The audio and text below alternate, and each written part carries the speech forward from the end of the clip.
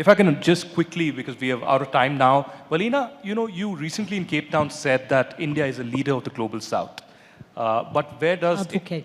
Yeah. Advocate. Where does it put China really? Is China, on the other hand, looking to be the leader of the global North?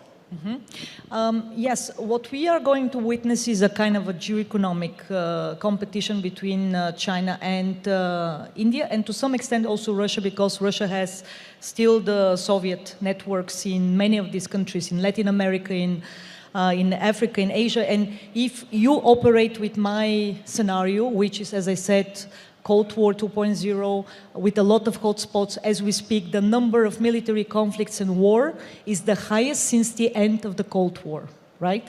So you're going to have more of these hotspots, and of course, a lot of them, unfortunately, are going to happen in the global South. So there will be a dire need for more voices, for those who are voiceless.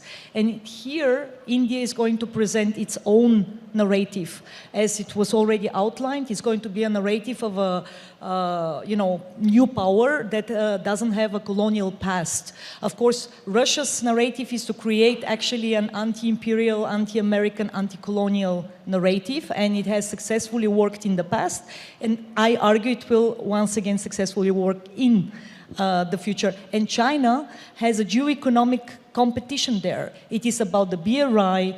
A lot of these countries are, to some extent, indebted. And of course, it is about the Chinese, presence and the way how China actually understands geostrategy. So what we may see is, of course, a kind of a competition with obviously non-military means, about transport corridors, energy corridors, infrastructure projects, that kind of things. But more so, of course, we will see a bigger push for the G20 as, let's say, counter-narrative to the G7, because the G20 is all about development. So the power that will create a message on development, how development can be steered, let's say, bottom up, not just top down, because Chinese project is top down.